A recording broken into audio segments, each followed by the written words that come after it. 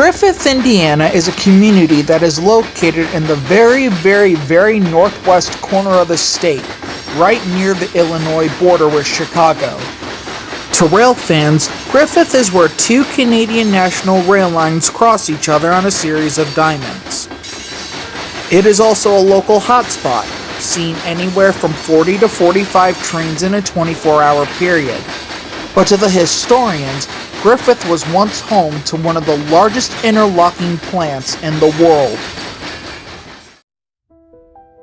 Griffith was once the place where the Elgin, Joliet and Eastern, the Grand Trunk, the Erie, later Erie-Lackawanna, the New York Central, and the Chesapeake and Ohio all converged at. Up until the 1970s, the Griffith interlocking plant was home to these railroads, and it was a magnet to railroad photographers of the time, including the infamous Emery Goulash. This overhead map gives a better perspective as to what the Griffith interlocking used to look like, with the yellow and light blue lines being the C&O and the Erie, converging into one right-of-way, the orange being the Elgin, Joliet and Eastern, the New York Central being the dark blue, and the purple being the Grand Trunk. Following the 1976 Conrail consolidation, things at Griffith would change dramatically for the next 40 years. The New York Central line went first, being abandoned by Conrail in 1978. Then the C&O line went. Then in 1984, Conrail abandoned the entirety of the Erie-Lackawanna's main line. In 1995, the Grand Trunk line officially became a part of Canadian National, and then in 2009, the Elgin, Joliet and Eastern was bought out by CN. In 2024, Griffith is still getting trains, but the junction looks nothing like it did 50 years ago. I got here just before 10 a.m. on September 6th, and an eastbound CN train makes an appearance traveling on what was the Elgin, Joliet and Eastern's rails.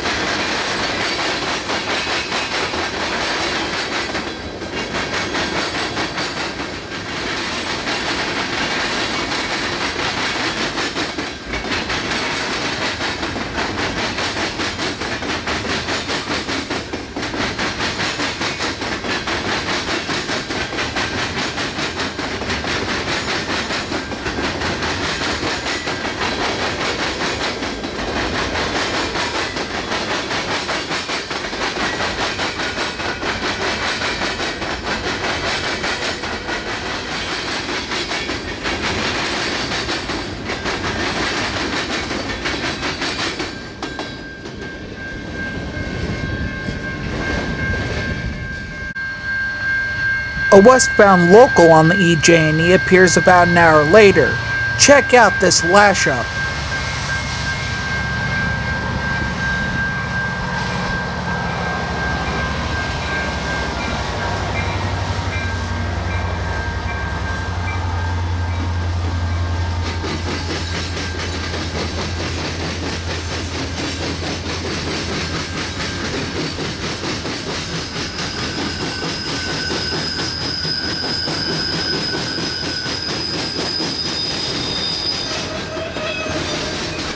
An original Elgin, Joliet and Eastern Orange SD38-2 is trailing on this local freight.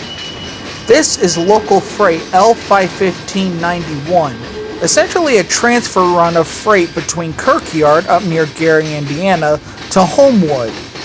The ex-Illinois Central SD70s are the most common power on these jobs, but as you can see, they transfer a variety of power between both yards.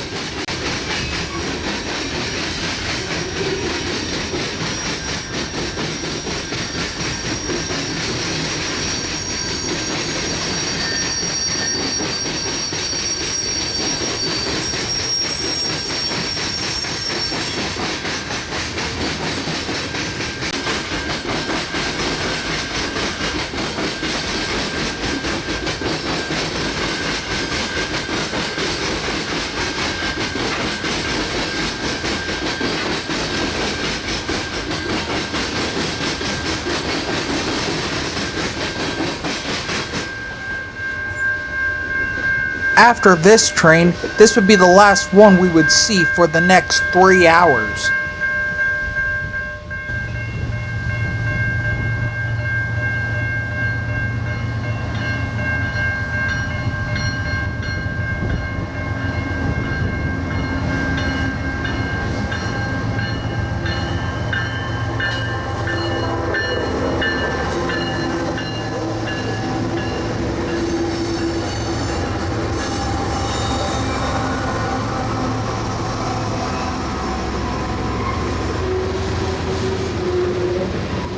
Another interesting mix of power, including a Norfolk Southern SD70s, is seen on this CN eastbound. This manifest freight is coming from the direction of Blue Island on the Grand Trunk and is taking the connection onto the EJ&E. This connection is less than 20 years old, only being recently put in when CN bought out the EJ&E.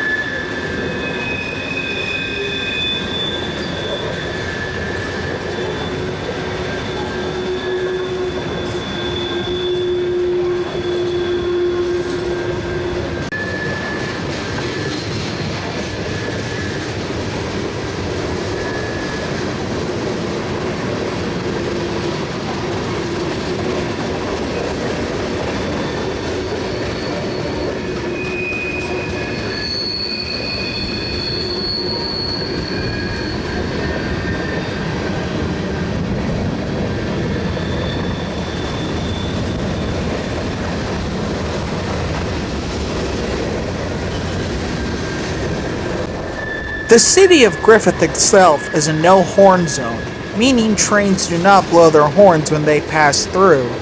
As a result, trains sneak up on you pretty quickly, just like this one did.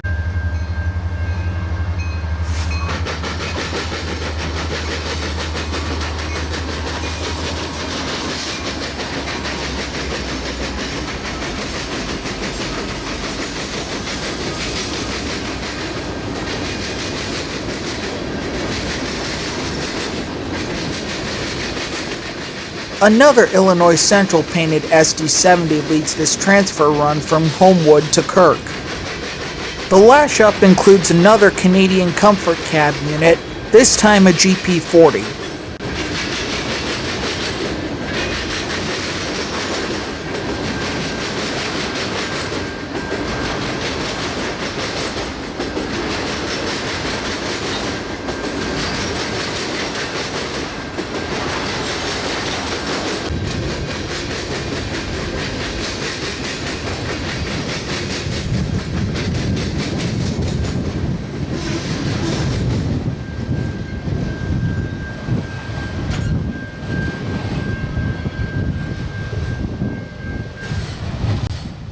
The no train horn zone makes it extremely difficult to shoot, and as a result, it happened again.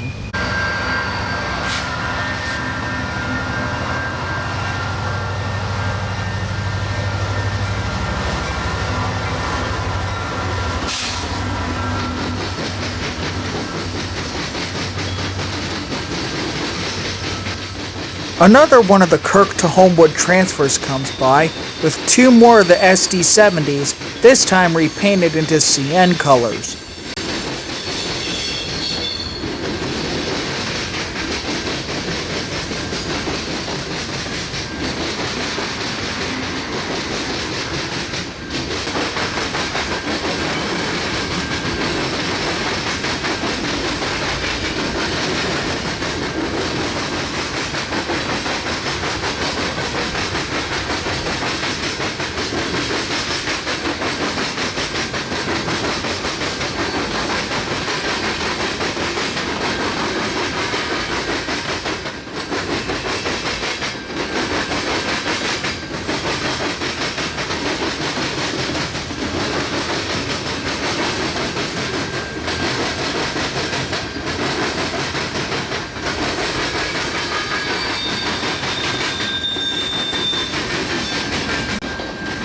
This would be the last train we would see for 3 more hours. I began to worry that there was some kind of accident that was delaying everything, or maybe some track maintenance, I'm not sure.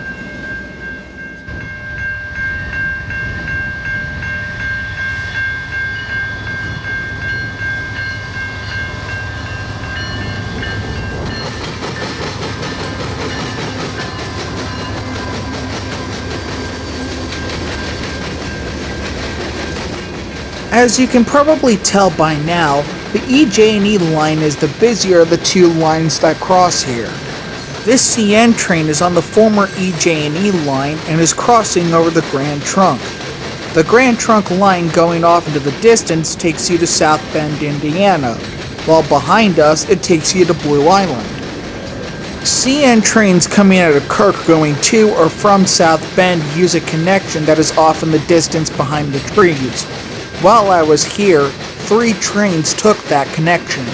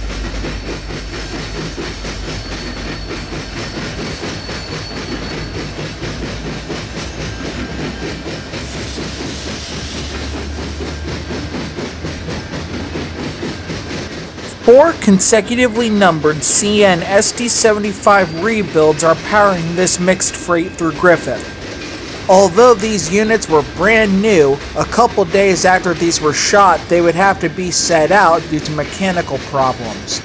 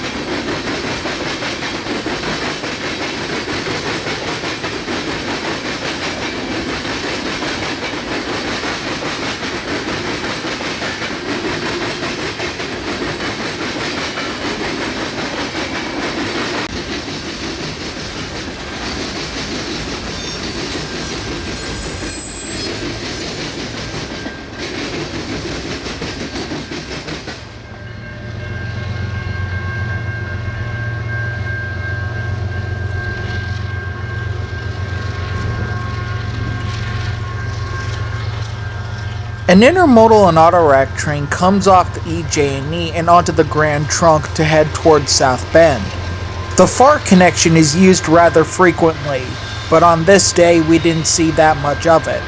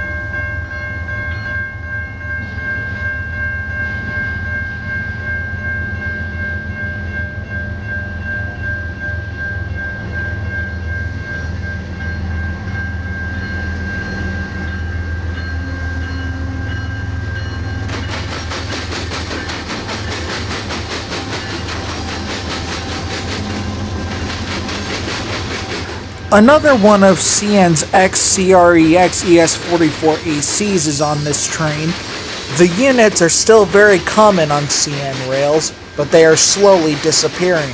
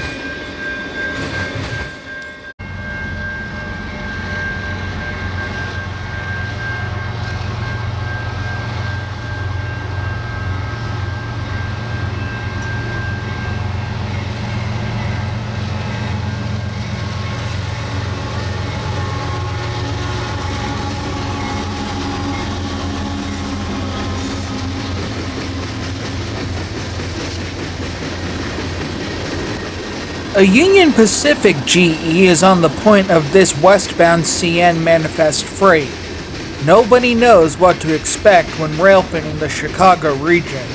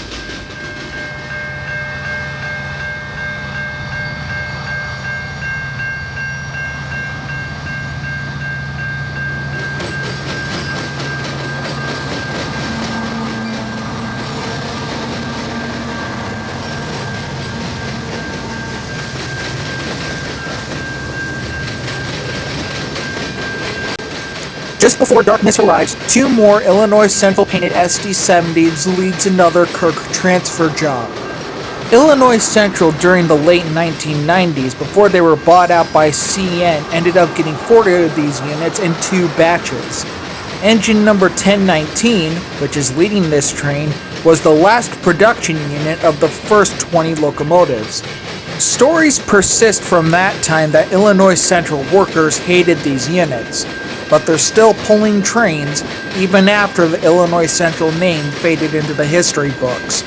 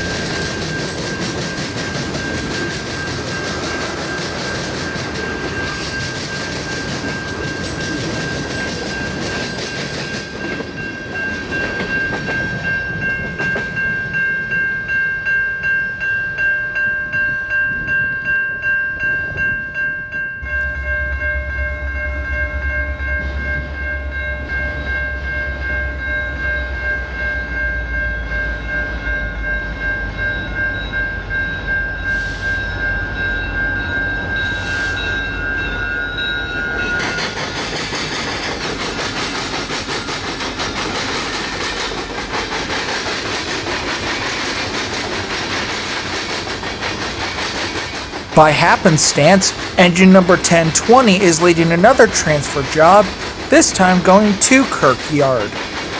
Engine number 1020 was the first unit of the second batch of SD70s that Illinois Central got.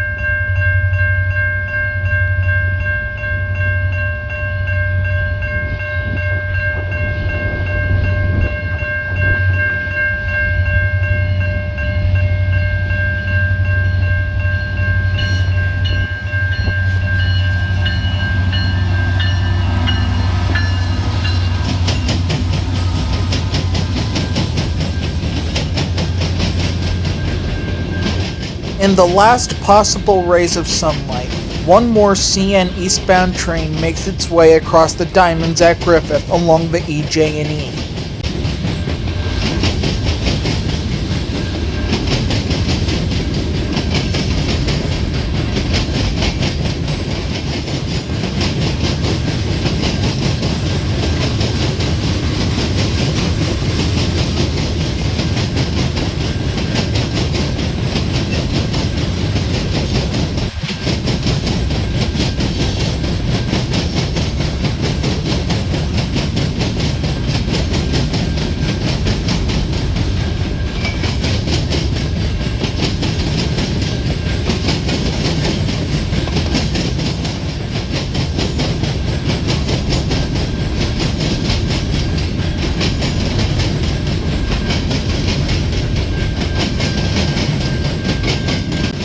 After this, there were 3 more CN trains due to pass through Griffith, but unfortunately, we won't be able to see any of them. I still had a 90-minute drive to where I was staying at for this trip, so I decided to call it a night. Even though I didn't see very many trains compared to the last time I was here, I was still satisfied with what I got. The next video, we will be visiting yet another famous junction in the Chicago area, but that is a story for another time. Until then, I'm signing off for the night, and as always, go Buckeyes!